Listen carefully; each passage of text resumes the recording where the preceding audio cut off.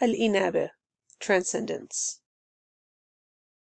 God Almighty says, the disbelievers say, if only a sign could be sent down to him from his Lord. Say, indeed, God leaves to stray whoever he wills, and guides to himself whoever transcends to him. God Almighty says, and transcend to your Lord, and submit to him before the punishment gets to you, and then you would not be helped.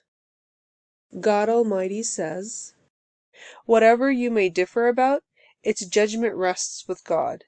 That is God, my Lord. In him I put my trust, and to him I transcend.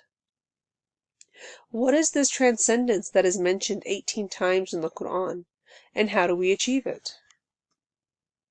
Transcendence is to turn or orient yourself mentally and physically, including your own limbs, toward God, the Supreme. The linguistic origin is from the Arabic verb nab, or to take over. For example, the word na'ib, meaning deputy, or the word ni'aba, meaning authority. Both forms imply to take charge. Transcendence is when you let God's connection take over. In other words, transcendence is to put yourself both physically and consciously in a receiving mode. A good example is a satellite dish in which it is oriented to tune in to the heavenly wavelength. So in prayer, a person tries to put himself or herself in that receiving mode, which is what transcendence is. It is not always easy due to many distractions. Al-Qunut, Subservience. God Almighty says, or the one who is subservient in the hours of the night, prostrating and standing, fearing the hereafter, and hoping for the mercy of his or her Lord, like the one who does not. Say, are those who know equal to those who do not know? Only people of reason would remember. Subservience is to lovingly obey in silence, contentment, fond acceptance, and humbleness. So subservience to God is to do all the above by worshipping him devoutly, with dedication and total acceptance. And it is closely associated with prayer in the Qur'an. God Almighty says, maintain your prayers, and of the middle prayer, and stand up subserviently to God. According to this verse, subservience is probably best manifested in the middle prayer, which is likely the dawn or pre-dawn prayer, since the day starts at sunset in the Islamic calendar. Al-Ta'awwub. Yearning for return is to be looking forward to and seeking to return home, to one's peaceful place, to God, the most merciful. God Almighty says, your Lord knows best what is within yourselves. If you are good, he is certainly all forgiving to those who yearn the return to him.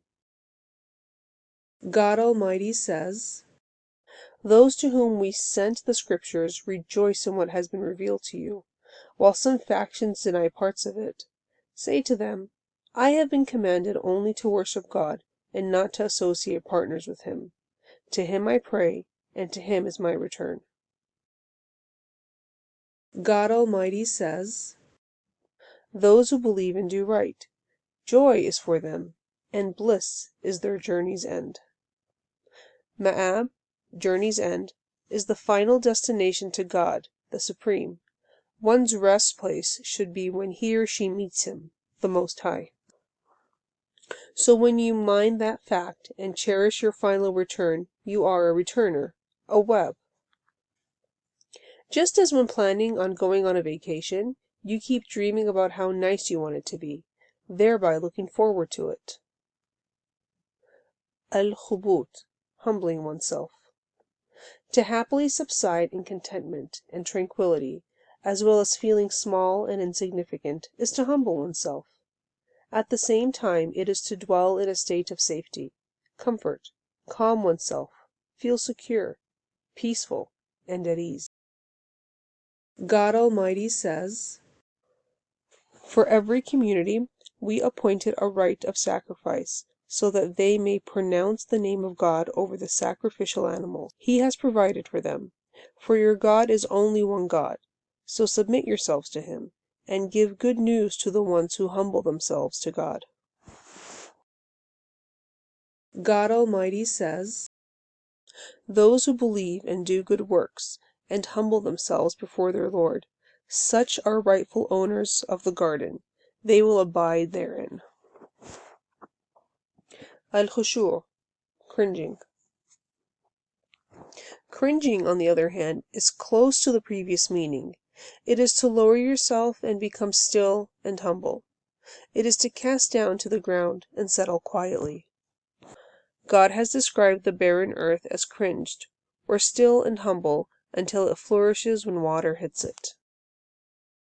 God Almighty says, And among his signs is that you see the earth cringed, still and humble. Then when we send down upon it water, it quivers and grows. Indeed, the one who brings it back to life will also bring the dead back to life. He is certainly most capable of everything.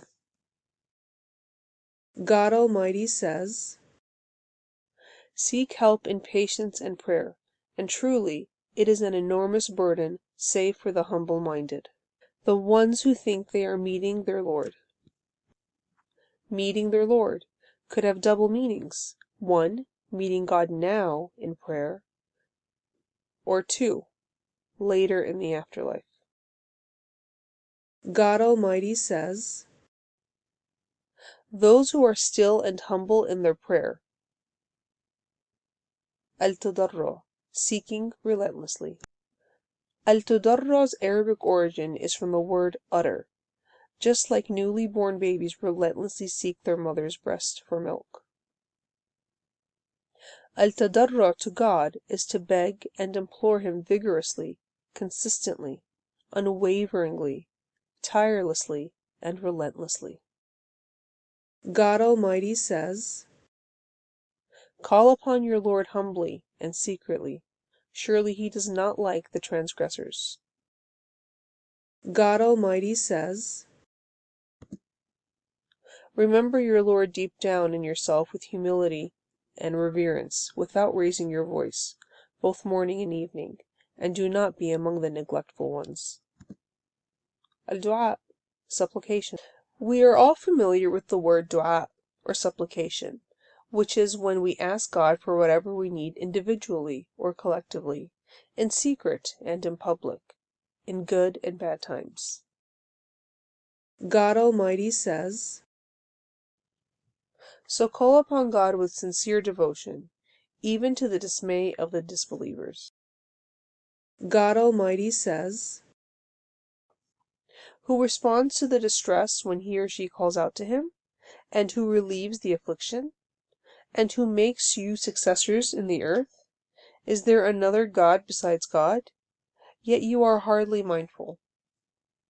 A special type of du'a, or supplication, al-ja'r, which is to cry out loud for God's help when an imminent hardship hits. God Almighty says, Whatever blessings you have are from God. Then whenever hardship touches you, to him you cry out for help.